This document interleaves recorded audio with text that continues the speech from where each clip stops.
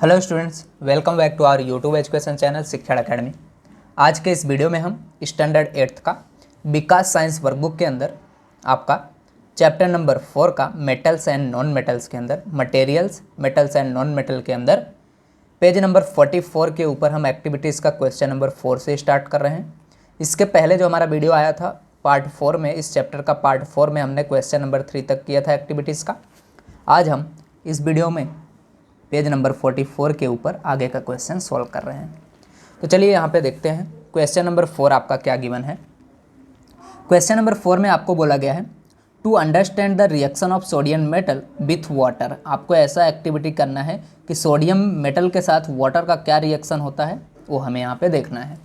तो चलिए सबसे पहले एपरेटस देख लेते हैं एंड मटेरियल्स देख लेते हैं क्या क्या हमें रिक्वायरमेंट होगा।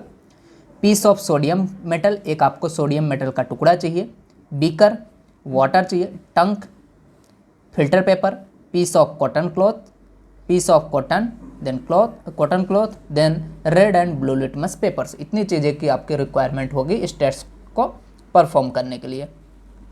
तो यहाँ पे देख रहे हो फिगर के अंदर आपको क्या दिया है, एक बीकर है, इस बीकर के अंदर वाटर लिया गया है। अब जब ये वाटर के है बीकर के अंदर, तब इसमें क्या किया, सोडियम का एक टुकड़ा डाला गया।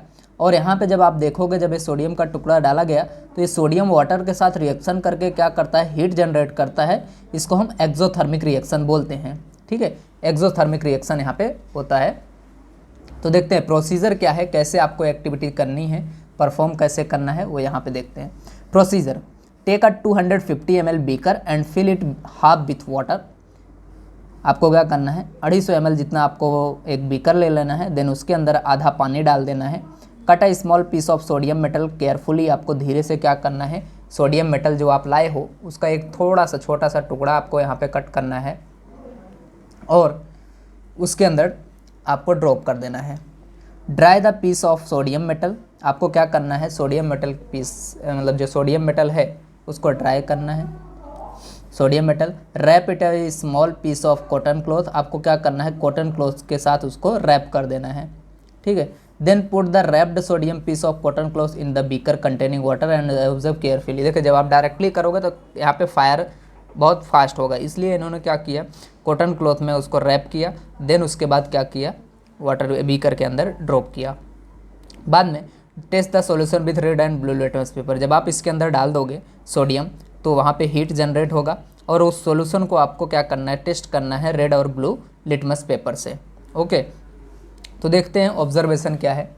यहाँ पे ऑब्जर्वेशन देखो, ऑब्जर्वेशन क्या होगा, sodium metals react vigorously with water and catch fire. The beaker becomes hot during the reaction, then the solution turns red litmus paper blue but no effect on blue litmus paper. मतलब red को blue में convert कर दिया, blue पे कोई effect नहीं आया। Red को ब्लू में कन्वर्ट करता है तो वो होता है तुम्हारा बेस, मतलब जो मेटल ऑक्साइड हुआ, मतलब आपका सोडियम ऑक्साइड जो यहाँ पे बना, ठीक है, वो कैसा हुआ, आपका बेसिक हो गया नेचर में। तो यही लिखा है कंक्लूजन में, sodium metal react with water and produces basic solution. Clear student. तो यहाँ पे हमारा पेज नंबर 44 के ऊपर क्वेश्चन नंबर हमारा क्या होता है, 4 कंप्लीट होता है। इस तरह से आप देख सकते हैं यहाँ पे पूरा क्वेश्चन। ठीक है, कोई डाउट होता है आप यहाँ पे कमेंट करके क्वेश्चन पूछ सकते हैं मुझसे। चलिए अभी नेक्स्ट बाजू वाले पेज पे चलते हैं, पेज नंबर 45 के ऊपर। सो पेज नंबर 45 पे आ गए हैं हम। पेज नंबर 45 के ऊपर आपका क्वेश्चन नंबर 5 है। 4 हमने देखा, 4 अब 5th देखते हैं। 5th में क्या बोला गया है, to understand the reaction of metals and non metal with dilute hydrochloric acid and dilute sulphuric acid. हमें क्या करना है, रिएक्शन देखना है नॉन मेटल और मेटल का, किसके साथ, डाइल्यूट HCl और डाइल्यूट सल्फ्यूरिक एसिड के साथ। मतलब दोनों डाइल्यूट एसिड हैं, इसको हमें रिएक्शन कराना है, एक बार मेटल्स के साथ, दूसरे बार नॉन मेटल के साथ रिएक्शन कराना है। चलिए ये ऑब्जर्वेशन टेबल बना के दिया गया है, यहाँ पे हमें लिखना है। टेस्ट है हमारा यहाँ पे एक साइड दिया गया है, ABCDEF 6 टेस्ट करेंगे इधर 6 मटेरियल के साथ। यहाँ पे मेटल नॉन मेटल लिखेंगे। मैग्नीशियम रिबन एक तरह का मेटल है, एल्युमिनियम फॉइल मेटल है, आयरन फिलिंग्स एक तरह का मेटल है, copper peeled flexible wire metal है। देन आपका चारकोल पाउडर नॉन मेटल है, यहाँ पे कॉपर पिल्ड फ्लेक्सिबल वायर के साथ। ठीक है, ये आपका नॉन मेटल हुआ कॉपर। देन यहाँ पे सल्फर पाउडर है, ये भी नॉन मेटल है। आगे देखते हैं, copper peeled flexible wire. Now reaction with dilute HCl, पहले डाइल्यूट HCl के साथ क्या रिएक्शन होता है ये देखते हैं। तो देखो रूम टेम्परेचर पे वार्म करने पे, ठंडा करने पे फिर क्या होगा, रिएक्शन विथ इधर dilute sulphuric acid, room temperature warm करने पर। जब आप मैग्नीशियम रिबन को रिएक्ट कराते हो, ठीक है, डाइल्यूट HCl के साथ रूम टेम्परेचर के ऊपर, देन क्या होगा, it react to liberate hydrogen gas. यहाँ पे वार्म जब इसको आप गर्म करोगे तो वेरी फास्ट रिएक्ट रैपिडली, बहुत ही फास्ट रिएक्शन होगा, ठीक है। सेम अगर आप सल्फ्यूरिक एसिड के साथ रिएक्शन कराते हो तो react to liberate out H2 gas, मतलब एसिड का रिएक्शन अगर मेटल के साथ रिएक्ट कराते हो तो रिएक्शन होगा और हाइड्रोजन गैस निकलेगा। अगर गर्म करोगे तो रिएक्शन क्या होगा, फास्ट हो जाएगा, reacts rapidly. Same process aluminium foil के साथ भी होगा, because aluminium is also a metal, that's why it react with HCl and liberate hydrogen gas. And when you warm up this aluminum foil with HCl, then it react rapidly, same as sulfuric acid में भी होगा, it react to liberate out hydrogen gas and react rapidly when you warm up. Okay, so now for iron filling, then it react to liberate hydrogen gas, react rapidly, react to liberate hydrogen gas, react rapidly, same आएगा इन सब में, क्यों, because these three are metals. ना non metal पे चलते हैं, जो copper peeled होता है फ्लेक्सिबल वायर के ऊपर जो लगे होते हैं उसका रिएक्शन, ठीक है। तो रिएक्शन नहीं होगा अगर आप HCl के साथ रिएक्ट कराते हैं, तो रिएक्शन ही नहीं होगा, तो गर्म करोगे तो भी रिएक्शन नहीं होने वाला है। सेम अगर आप डाइल्यूट H2SO4 मतलब सल्फ्यूरिक एसिड के साथ इसका रिएक्शन कराते हैं, कोई रिएक्शन नहीं होगा। रूम टेम्परेचर पे भी गर्म करोगे उसको सॉल्यूशन को तो भी कोई रिएक्शन नहीं होने वाला है। Same as it is charcoal powder and sulphur powder को अगर आप HCl के अंदर डालते हो तो कोई रिएक्शन नहीं होगा, चाहे उससे रूम टेम्परेचर पे डालो या फिर गर्म करो डाल के, ठीक है। सेम सल्फ्यूरिक एसिड में भी अगर आप चारकोल पाउडर या सल्फर पाउडर डालते हो तो उसके अंदर कोई रिएक्शन नहीं होने वाला है, ठीक है। गर्म करने पे भी कोई रिएक्शन नहीं, इसलिए नो रिएक्शन हमने यहाँ पे लिख दिया है। ओके, तो यहाँ पे हमारा क्या होता है, क्वेश्चन नंबर 4 के बाद 5 कंप्लीट होता है, जो कि काफ़ी अच्छा था। चीज़ें समझ में आया हो तो वीडियो को शेयर करते रहिए, लाइक करते रहिए, कमेंट करते रहिए। चलिए अभी लास्ट क्वेश्चन देख लेते हैं इस चैप्टर का और इस एक्टिविटी का। क्वेश्चन नंबर 6 है आपका, टू स्टडी डिस्प्लेसमेंट रिएक्शन। हमें डिस्प्लेसमेंट रिएक्शन यहाँ पे स्टडी करना है, ठीक है। डिस्प्लेसमेंट रिएक्शन मतलब क्या होता है कि अगर कोई आपके पास मेटल है, उसको आप उस मेटलिक सॉल्यूशन में डालते हो, वो मेटल दूसरे को डिस्प्लेस करके उसकी जगह पे आ जाता है, वो डिस्प्लेसमेंट रिएक्शन होता है, ठीक है। जनरली ये लोकल लैंग्वेज में, ठीक। तो गिवन सब्सटेंसेस क्या क्या हैं, कॉपर सल्फेट दिया गया मतलब CuSO4, zinc sulphate ZnSO4, iron sulphate आपके पास iron sulphate, then zinc granules दिए गए हैं, जिंक के टुकड़े, आयरन के नेल्स हैं मतलब वो आपका किक जो आता है nail, than copper turning and water, इतनी चीज़ें आपको दी गई हैं।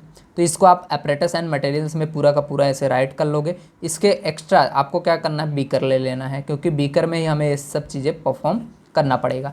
तो आपने क्या किया, स्टडी इस एपरेटस एंड मटेरियल इस पेज पे लिख लिया।